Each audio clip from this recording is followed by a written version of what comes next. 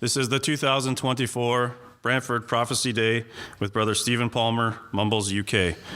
Our theme is the ancient hatred of the Jews, anti-Semitism, and the coming of the Lord. This is our second class entitled The Battle Israel Cannot Win. Our reading was taken from Revelation 16, verses 12 to 21. Brother Stephen. Brothers and sisters and young people, what we wanted to explain in that first class is that anti-Semitism goes right back to Genesis, particularly Genesis chapter 11. You might say it'll go back to Genesis chapter 3. That's true. But what you have in Genesis chapter 11 is the scenario that we're seeing today. You have the kingdom of men wanting to build a tower and a city whose top may reach unto heaven. Contrary to the purpose of God, they want to, as it were, colonize the earth according to their own thinking. In that same chapter, God chooses Abram to be the one through whom all families of the earth will be blessed. This is the cosmic contest that anti-Semitism is focusing our attention upon. Well, now we want to go to the book of Revelation because that cosmic context test is, of course, is played out in graphic terms in the book of Revelation, in the symbolisms which occupy the heavens, the political heavens, where this contest this war is being waged. And we know that we are uniquely privileged in the days in which we live to have a section of Scripture which is specifically for us, specifically about the day in which we live, in Revelation chapter 16. And we have an exhortation which is the specific exhortation of the Lord Jesus Christ for you and I, that as we see the nations in turmoil in the way that it describes, that we should be watching that we might not be found naked, that our shame might be covered, that we might be clothed upon with garments of righteousness when the Lord Jesus Christ comes.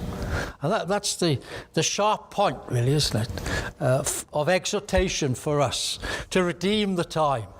That if we have drifted away, if we feel ourselves being pulled away, that we come back, we embrace the truth wholeheartedly, we come to the throne of grace in prayer, we make our confession, we seek God's help and strength, we seek the word of God again, we commit ourselves to ecclesial life, we support the weak, we strengthen one another, we join together in fellowship, we cancel out the noise of this world.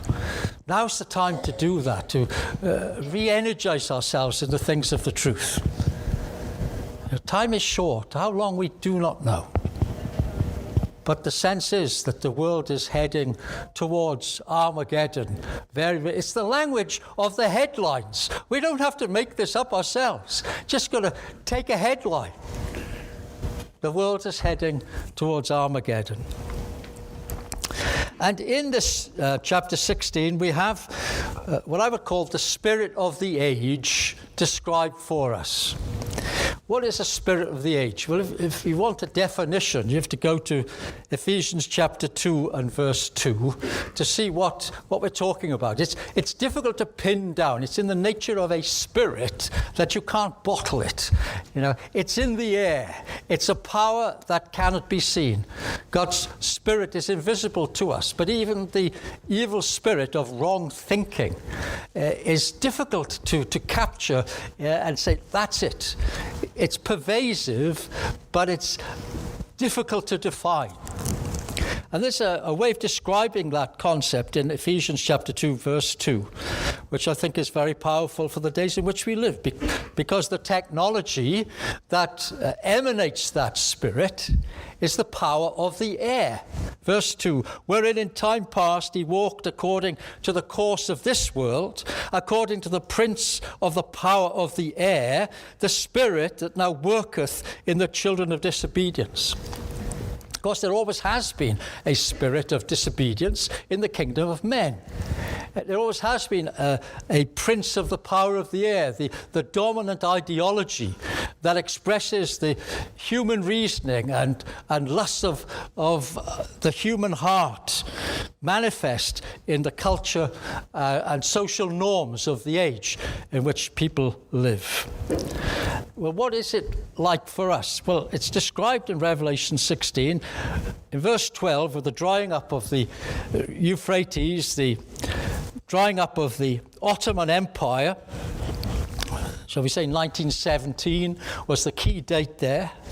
That 3 unclean spirits like frogs come out of the mouth of the dragon, out of the mouth of the beast, and out of the mouth of the false prophet. And they are the spirits of demons working miracles, which go forth unto the kings of the earth and of the whole world to gather them to the battle of that great day of God Almighty.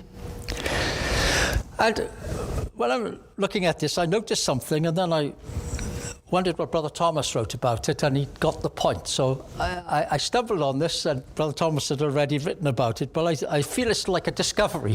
It sticks in the mind when you find something yourself. Even if you're not the first one to find it, and rarely will we be if it's correct. We're the first one to find an error, our own.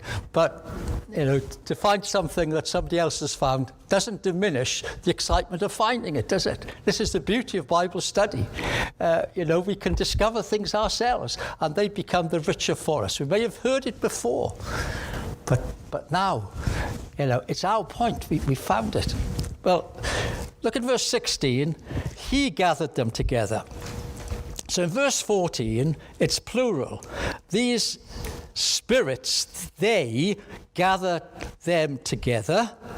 But in verse 16, he gathered them together. If you check some of the modern versions, they try to smooth that out and say the he should be they, even though the Greek says he, it's they, right?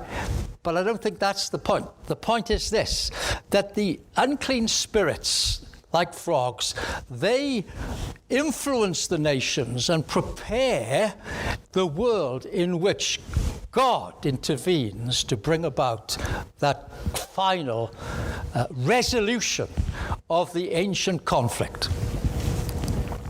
So I'm not going to try and explain, I have no idea how these events will finally transpire, what will trigger the Gogian invasion. What will it be? Obviously, we know to take a spoil and so on. I'm not saying we don't know these things. It's just that how, if one was going to read about it in a newspaper or watch it on the screen, what it would look like. Because a lot of these things that are happening are taking us by surprise, aren't they? No one predicted most of the big events. Yeah, that's true. I remember in 1979, it was Christmas time and Boxing Day. We woke up on Boxing Day. We were living in London. Russia had invaded Afghanistan. How's that? Nobody told me they were going to do that. Nobody was talking about it. It just happened overnight. You wake up in the morning and they'd done it. They'd rolled into Afghanistan. That's a long time ago, I know. But, most of the great turning points in recent years have not been predicted by us.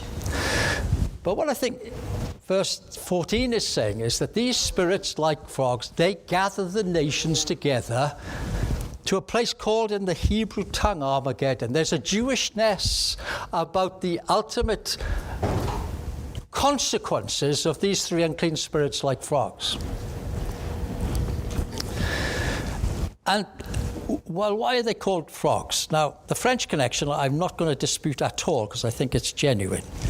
And, in fact, Revelation 11 and Revelation 16 are parallel in this respect. The 7th angel of Revelation 11, if you read Revelation chapter 11, the 7th angel sounded, and the kingdoms of this world become the kingdoms of our Lord and of his Christ. And you look at the outpouring of judgments there on the angry nations in verse 18, and so on. And then you read the end of chapter 16 with the 7th angel, with the 7th vial, you'll see that they're very, very close together. And chapter 11 is the consequences of the French Revolution. Chapter 11 speaks about the earthquake of the French Revolution in verse 13. And then it goes on to describe in chapter 16, the events of the world which happened after that French Revolution. So I think the connection with France, to my mind, is rock solid. But the three unclean spirits like frogs have a biblical origin. The frog spirits go back to Exodus and the frog plagues. And when you look at the Exodus plagues, of course, we all know that they're targeted against the gods of Egypt. That's what God says, They're wonders against the gods of Egypt. And there was a frog goddess of Egypt, for which the frog plague was an insult, an indictment. Her name was Heket. She was a frog-headed goddess, symbolizing fertility, germination, life from the dead, renewed hope, the germination of corn, associated with childbirth, bringing new life to bear. What happens is that the frogs cause the land to stink. There is no new life. There are piles of dead animals rotting and defiling the land. She's not the source of new life, but she claims it. These frogs come from the earth, from the drying up of the Euphrates. They get everywhere. They are no respecters of status. They're in king's palaces and in poor people's homes. It captures an ideology that promises life and fruitfulness, but ends with death and corruption. That's the spirit of the age we are to expect to see. Something that promises life, that promises hope, that promises a new age, a new generation, a new harvest. But it's the opposite, a defiling influence which causes the land to stink. But it's a spirit. It gets everywhere. Three unclean spirits coming out of the mouth of these powers. What is another way of describing a spirit? This quotation is from a historian's account of the spirit of the modern age, the democracy, socialism and nationalism which has sprung out of the French Revolution. That's not controversial. What we say about the French Revolution is exactly what the historians say. We don't have our own private history. We don't have our private interpretation of world events. We just go with the main flow, don't we? We go with what historians say, because when they are being at least somewhat honest, they correspond exactly with what the scriptures are leading us to expect. The history of the Jews, it's like writing a history of the world. Right? We're not off on some desert island with our own private interpretation of the world, are we? We're in the real world, looking at real events and real history. Because that's what the Bible speaks about, the world that God created. And this is what this writer says about the French Revolution. Culturally, the French Revolution provided the world with its first meaningful experience of political ideology. See, up until that time, the world was driven by religion, by religious ideology. But since the French Revolution, it is political. A system of ideas that are goal-directed. Ideology is, in a way, the secular equivalent of theology. In a world which abandoned God through enlightenment and evolution and so on, a Western world anyway, that abandoned the concept of a creator, attributing the power of the creator to the creature itself, attributing the wonderful design to the impossibility of self-produced design from creatures that can't think. It directs the believer's attention to a perfected future when present woes will have dissipated and social harmony will reign. Do you see what they're describing? It's the kingdom of God on earth without God. That's what ideology, that's what our writer on anti-Semitism have pointed out. The cosmic struggle between Christianity and Judaism. It's really men trying to usurp the position of the people of God. The cosmic struggle between Islam and Judaism. Well, one is counterfeit and the other is true. I'm not talking about the traditions and so on that Judaism has developed. We're talking about the heart of Judaism, the people descended from Abram, Isaac, and Israel, who hold to that identity, who see they have a special mission, who are custodians. The Apostle Paul says, what is the great advantage of being a Jew? Chiefly because unto them were committed the oracles of God. That's what the Jews are saying. What is Jewishness? It's to have the Torah. Right? We're not disagreeing with them on that. They don't accept the New Testament by and large, do they? But nevertheless, they're a witness, even in their unbelief. And that ideology is an interesting concept. Here's another article, this time from Time magazine, February this year, the new anti-Semitism. See, anti-Semitism now is the subject of discussion and debate. There are university departments across the universities of the Western world which study anti-Semitism. You think everybody knows about it. No, it's actually it's mysterious. It's mysterious because it can't be explained by anybody's theory. It's just running too deep. You know, every explanation given seems to be superficial. And what this writer is suggesting, that anti-Semitism has managed to reinvent itself multiple times through history, every time keeping some of the old tropes around while simultaneously creating new ones adapted to present circumstances. In each iteration, anti-Semitism reflects the ideological preoccupations of the moment. And the ideological preoccupations of the moment are a false utopian view of what the world could be if only we would be nice to each other, if only we would be kind, if only we would just accept, if only we wouldn't judge. The world could be this beautiful place. And of course, it is the idea of left-wing ideology. Oh, take account of this Jewish Chronicle article. That ideology, that utopian view of what society could be if we were all equal, actually breeds anti-Semitism.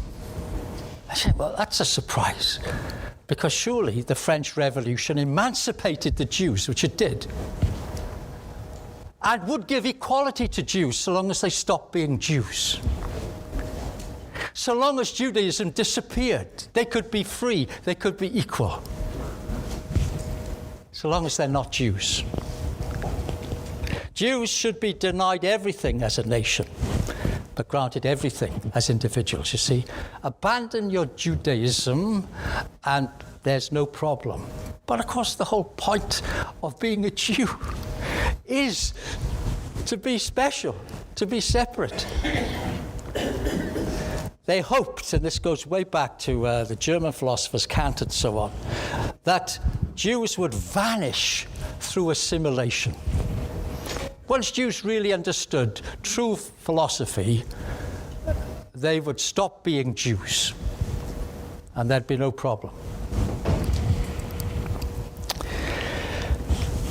Another book, The French Enlightenment and the Jews, subtitle, The Origin of Modern Anti-Semitism.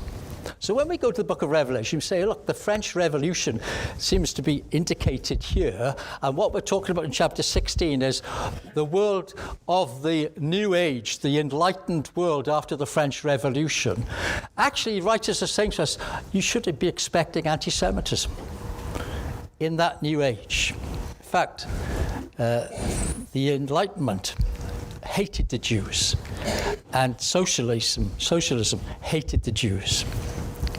I came across a Canadian writer, if you know this academic, Stephen Hicks. He's written a book which I found a very helpful summary of the spirit of the age that we experience now, what we call postmodernism. And it's explaining, how are people starting to think, how are young people being educated in school and college and universities? What is the prevailing mentality? What social media is spawning across the world? He wants to explain it. And look where he starts. From Rousseau to Foucault. Well, Foucault is dead now. He died of AIDS. A homosexual man died of AIDS. A high priest of postmodernism. There is no such thing as morality. There's no such thing as truth. You live the life you choose to live. There are consequences. But it started from Rousseau. Rousseau was the mind behind the French Revolution. Right? So we're really on biblical territory, aren't we? We're on the three unclean spirits like frogs. Spirits which come out of that French Revolution, equality, fraternity, and so on, and manifest themselves in nationalism and socialism, sometimes warring. Let's just look at Rousseau. He was a virulent anti-Semite. Right? Rousseau hated Jews. He said this in his book, not about the Jews, but about his general philosophy. The fundamental principle of all morality, upon which I have reasoned in all my writings and which I developed with all the clarity of which I am capable, is that man is a being who is naturally good, loving justice and order, and that there is no original perversity in the human heart, and the first movement of nature are always good. This man's philosophy led to many heads being decapitated, because man is basically good, and he knows instinctively what is right and what is wrong, and there's no power drawing him to the wrong side of that. Amazing, isn't it? The spirit of the age, just be nice, can lead to barbaric action. Rousseau believed, says Stephen Hicks, that his feelings were the source of morality. That's what Hitler was saying. Hitler was saying there's no such... The Jews invented morality. The Jews invented conscience. We're going to get rid of it when we get rid of the Jews. Feelings are the source of morality. Well, that's the essential feature of postmodernism. So, it didn't just happen, right? First of all, you have to realize that there are forces at work which are quite deliberate. There is, we're not conspiracy theorists, but there is thought given by people pushing ideology through political means. This is what political movements are about, disseminating ideas into the population. And if you can get those ideas into the school system, into the university system, into the legal system, into the media, into the professions, you're going to change society. And the Frankfurt School is one such movement. They invented critical theory. These actually were a group of mainly Jewish, Soviet or Russian philosophers who saw that they fled eventually. They went to Germany, then they fled to America because of Hitler. But they saw that communism wasn't working and the Marxist revolution wasn't going to develop because the workers weren't rebelling. The workers weren't rising up. The workers were quite happy, getting better pay. Conditions were improving. How are we going to get the revolution? It didn't happen. When I was in school, there was a group of Trotskyites in school with me, and they used to say to me, Palmer, when the revolution comes, you're the first to go. That revolution never came, but anyone who believes in God, you're the first to go. But the Frankfurt School have been a bit more successful. They invented critical theory. What they said is, Marx's idea was of inequality between those with wealth, those with capital, and those who are the producers of capital, the producers of wealth, the workers. And the workers have been exploited by the often Jewish property owners and factory owners. And the workers have to rise up and take control, take over ownership. Not as individuals, but as a collective. They take over ownership. Everything in the world will sort itself out for the better. The Frankfurt School says that's not happening. We've got to find another inequality which will cause the revolution. whether that's gender, race, disability, nationality, sexual orientation. There will be the oppressed and the oppressor. That's the division of society, the oppressed and the oppressor. Now, you can be oppressed in many different ways. And of course, there's a lot of truth in the fact that women have been badly done by. Coloured women, black women have been even worse treated, and so on and so on. There's no doubt about there being inequality in society. So use that, mobilize it. And what you get is the woke culture. Right? White men leave by the back door. There's no space for white men. The cause of all the world's ills, the great oppressors, white heterosexual men, the great oppressors of society, on whatever dimension you like to look at. You think, am I exaggerating? Well, the Internet Encyclopedia of Philosophy, Stanford University. The Frankfurt School introduced critical theory, and it spread across many universities around the world. Critical theory provides a specific interpretation of Marxist philosophy, the spirit of the French Revolution of equality and fraternity. All right? Liberty, equality, and fraternity, if you like, embodied in Marxism more than any other ideology, is the spirit of the postmodern world. Now, if you think, how does it get everywhere? Well, look, it's just a chart. You might want just to scan it, right? So, the world in which many of us were brought up, which was still modern, was that reasoning, logic, had some place. We knew things through reason, through testing things out by experiment. Postmodernism says there is no truth to discover. It's what is meaningful to use subjectively. Human nature, well, we know it's flawed. No, it's a construction of society. Human nature has been made by society, and we can unmake it. When you read a book, or you read Shakespeare, or you read an author, the question is, what does the author mean? You try to discern, what did he or she mean? No, forget about that. Meaning is created in your mind as you engage with the text. What the author thought bears no relevance to the actual meaning for you as the reader. Things then become subjective, and so on. So, does it get everywhere? I'll just put that up.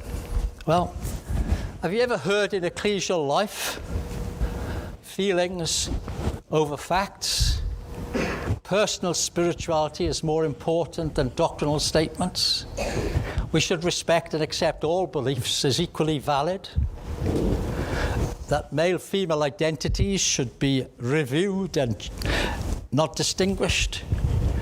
We need to be a community through social outreach. We decide what we prefer, and that seems to be valid, as opposed to that which can be shown to be right. Let's be non-judgmental. You can't say that Bible passage means that. I think it means something else. Why don't we just accept the differences, that each interpretation is equally valid? All those sorts of points, they don't just happen. They don't just, well, they do actually come out of the air. It is the spirit of the age getting everywhere, into the king's bedchambers, as well as on the shop floor, as well as in the school classroom. Right? It's the spirit of the age. That's what we're talking about. It's why it's possible to have things like this. That is why it's possible to have the contradiction of that poster there. Because there's a sort of fraternity around this oppressed group, or groups of oppressed people. They unite in fellowship against the oppressor. Who is the oppressor? The Jews. Well, of course, they always have been. This is a great conspiracy. For 1,800 years, they've been conspiring together to take us over, says Fritz and Wilhelm Marr. Right? We know that. They poison wells. They bleed children. They desecrate the host. Of course, and every philosophy of every era will target the Jews. What's the problem with the Jews and postmodernism? Look, cultural Marxism, because that's what we're talking about, is destroying our children's soul, says one headline. Why are so many young people anti-Semitic? If you did a survey, surveys in the United States, 80% of young people in the United States think Hamas is justified in what it did. There's that sort of statistic that is coming to the fore. How is that possible? Well, for one thing, people just accept what they're told on their preferred site. They don't challenge it, ask what the evidence is. They don't challenge authority. Well, what is challenge, you know? We're all being so nice to each other. But actually, that's complete nonsense. Progressive ideology naturally leads to anti-Semitism. It's bred on university campuses. Identity politics to blame for the rise of anti-Semitism. That is quite a stunning thing. The three unclean spirits, like frogs, as it were, produce hatred of Jews instinctively. You may well know Melanie Phillips, who's a great advocate for Israel at the moment, writing many articles, but this one caught my eye. The drivers of Western Jew hatred, intersectionality. In other words, the oppressed groups, gender, ethnicity, and so on, have something in common and unite. Even though, if those people, some of them, went to Gaza, they wouldn't survive, because Hamas and Hezbollah do not share their view of sexual orientation. It doesn't matter for the mentality infected by these. How did that happen? Well, do you know, have you come across this phrase, the long march through the institutions? It was coined in the 1960s by a German radical. And the idea was, if you can get in at the ground floor, if you can, first of all, get into the universities, get some professors to be teaching critical theory, right? Now, well, I was an academic for 20 years. And when I look back and think of the social scientists that I worked with, it makes much more sense now that I didn't realize that I was naive at the time. I didn't understand critical theory is actually what was motivating them. Why they couldn't understand the data why they weren't interested in the data I was providing. Because it's not about data. It's not about truth. There is no truth to find. There's truth to be created. All right? Get into the universities, teach a generation of people who are going to work in law, in the media, in cultural influences, who become the civil servants. Let them grow and get into positions of power, and you've got a pyramid of influence. It's called the long march through the institutions. And then you've got to add in another ingredient, the deliberate, malevolent use of propaganda for political purposes by the powers that be. Okay, so we've got this sort of this influence going on. So I'm talking about Britain, I can't say. I've seen what leaders of Canadian politics speak of on the left, and you do recognise the phenomena as well and truly not just alive, but maybe you're the leading light in this thing. And there's some voices of sanity as well, of course. But look, another well-known book. How did socialism, left-wing socialism, which is shaping the Western world, get influence? Well, partly it's because the Soviet Union developed a line in overtly anti-Semitic, anti-Zionist views that portrayed Zionism as a global conspiracy. In the 1950s, Russia, of course, voted for Israel to come into existence. I mean, that's an amazing thing. I mean, that was a miracle, that was. You know, Russia said, yes, there can be a state. But in the 1950s, no, they're cozying up to America, not us. We've got to do something about this. We're going to make friends with the Arabs. We're going to target Israel, and we're going to say Israel is a colonialist, settler state. Well, that's the opposite of what happened, actually. The colonialists left. Britain said, we can't cope with this, we're off. And Israel said, well, the Jews said, we're either going to die or we're going to fight for our independence. So they weren't a colonial state. The settler Jews, of course, they did come in from others. So did most of the Arabs that were in Israel in 1947. They came in over the decade. They're white supremacists. And the Jews said, well, actually, if you look at us, half of us are Middle Eastern brown. The Mizrahi Jews from the Middle East look like people from the Middle East. They're not white supremacists at all. They're actually still quite poor. But you Jews are genocidal. Call the people who were the subject of genocide, where the name came from, which was invented, in the Nuremberg trials to describe what the Nazis were doing to Israel, use that and say, oh, you're trying to eradicate the Jews. Well, that's still in newspapers today. It's the kids on the street are chanting that Israel is a genocide state. And if you say, well, if they wanted to kill all the Arabs, they would have killed them, because they got the power to do that. Fact is, they're warning them to leave the house when they burn. No, I'm not trying to justify war. I'm just saying that you can see what's going on. They are a racist apartheid state. The Soviets specifically invented this propaganda, and it has worked. You see, Israel, as an apartheid state, wants to be a Jewish state, because if it can't be a Jewish state, very quickly it won't be a state at all. But then you say, well, can you be a Jew in politics in Saudi Arabia? No. In Egypt? No. Could you actually live there as a Jew? No. Could you ever rise to a significant role in Qatar? No. So where's the apartheid then? The Jews. It is astonishing, right? Contemporary anti-Zionism's connection to Soviet propaganda. And so, the byword, the proverb comes out. Zionism as racism was the invention of very clever mind manipulators in the Soviet Union.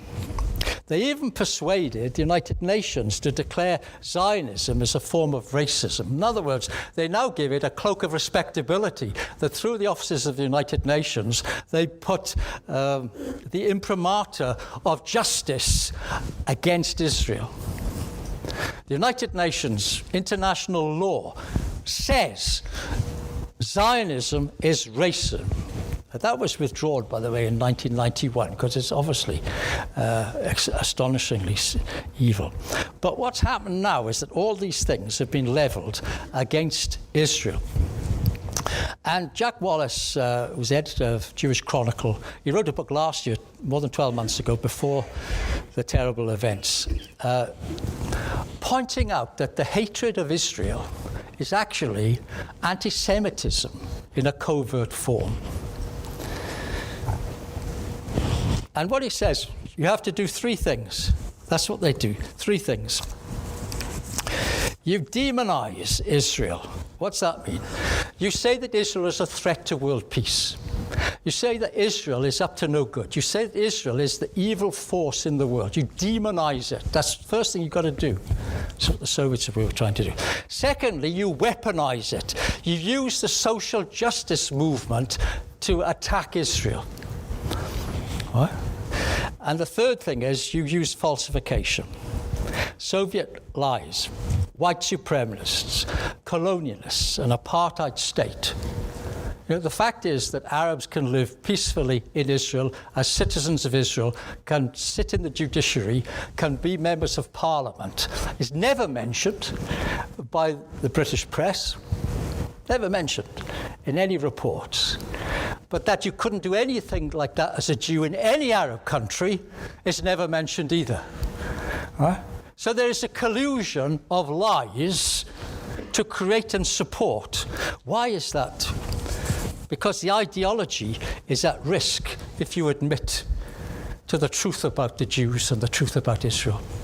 The ideology crumbles. It's the same old problem. So long as those Jews exist, so long as Israel exists, then our task, our own idea of the kingdom of man on earth fails.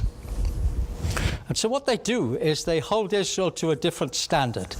There's a certain irony in that, because in trying to deny Israel is special, they make it special by applying a higher moral standard to Israel than to any other country on earth. Even before Israel responds to attack, they tell it that they mustn't. No other country on earth is asked not to defend itself, only Israel. And this is where we get, boycotting Israel. They don't boycott Syria, they don't boycott Afghanistan, they don't boycott any other totalitarian state. They don't protest against what Iran is doing to the Kurds. They don't protest what Turkey's doing to the Kurds. These things might be in later pages, but they're not front page. Now, Israel is front page, because Israel is the real evil. It is the eternal reminder that God has a purpose, that human nature is flawed, that only God can bring the answer. So what you get then is false equivalence. Israel versus Hamas. They're one side's as bad as the other. They keep shooting rockets or missiles at each other, forgetting to mention perpetrator and responder. They actually report one side at the expense of another. This was a famous case, of course. The brutal bombing of Gaza Hospital, which turns out not to be the result of Israel at all, but Islamic Jihad's rocket went astray and bombed their hospital car park. There weren't 500 deaths. But BBC has never apologised, and the man who reported it has never apologised for that. He said he was doing a fair job. But it turns out it was wrong. And so there is a right-wing press in Britain, and I'm not defending it, I'm just saying they are actually, at least, are observing the sickening anti-Israel bias in the West. The world is teetering on the edge of the abyss. Social media now is fanning the flame, the first premeditated social media war. Apparently, Hamas prepared for this social media war before their operation. They knew what the West would do. They knew they just had to push the ideas out there of victimhood. The world will turn against Israel, because the current philosophy of victimhood makes Israel always in the wrong. I'm not going to go into it. The BBC has been extraordinarily bad. But it was before all nations. The United Nations has 7, so this book tells me, 7 committees examining Israel. No other country has got special committees examining its behavior. 7 committees for Israel. I mean, that's something, isn't it? What a sign. And the month after the pogrom on October the 7th, the UN had 15 resolutions on Israel, all against Israel, compared with only 7 for the rest of the world. This is, in the catastrophe has just happened. Nevertheless, Israel is the subject of those terrible things. On November the 10th last year, United Nations General Assembly adopted 8 resolutions that single out or condemn Israel, 0 on the rest of the world. What's on trial? Is it Israel, or is it justice itself? Is it truth itself? That's what's on trial, isn't it? When God gathers the nations for Isaiah, it's his righteousness that he's declaring. It's his justice that he is defending. What's on trial now? Since 2015, I did a little bit of research. The General Assembly has condemned Israel 155 times. compared with the others? Hardly any. Zimbabwe, 0. Libya, 0. Right? The Human Rights Council condemned Israel 108 times. Qatar, 0. Pakistan, 0. China, 0. The World Health Organization condemned Israel 10 times and nobody else was condemned. What's on trial? It's not Israel on trial, it's truth and righteousness, which have fallen in the street. Isaiah 59. That's why when the Lord Jesus comes, he will be this great shining light. Arise and shine, for thy light has come. 59 tells us that truth has fallen in the street. And it's not just that. It's the tone. The tone. What makes the UN resolutions in Israel different from every other country is that they are suffused with political hyperbole, selective reporting, and the systematic suppression of any countervailing facts. It's just propaganda. And then, of course, the legal affairs of the United Nations are directed against Israel. It's an interesting title, isn't it? It's called lawfare. Warfare of law, lawfare. So you get the most bizarre and preposterous idea that South Africa takes Israel to court for human rights abuses. I mean, it's an astonishing thing. And the International Criminal Court wants to arrest Netanyahu for war crimes in a world where Bashar al-Assad is still there in Syria, and despots throughout the world are destroying their countries. And so when Netanyahu went up in September, I just want you to notice the language. See why it is so objectionable. Because what he's speaking about is the truth. What was that? The truth. All right? Peace and security, interesting phrase. He says, good is portrayed as evil. Evil, he obviously believes there's such a thing as real good and such a thing as real evil. He believes there's such a thing as real truth and such a thing as a lie. He is an affront to the spirit of the age. He calls out what he says is moral confusion. Can you see why they hate him? Because he is the very antithesis of what they believe to be the future of a utopian world, a world which can only exist without the Jew. He calls out the double standard, and he says, it's not about Gaza, it's about Israel. It's always been about Israel's very existence. That's what this global conflict, this celestial battle is about. Will Israel exist? Now he says something, and we cringe when he says it. Not the first part. The Jewish people's epic journey from antiquity. The ancient promise that the Jews would survive, he's talking about. Not the torch of Israel will forever shine bright. But this is what he says. The people of Israel live now, tomorrow, and forever. Is he right? That's the subject of the next class.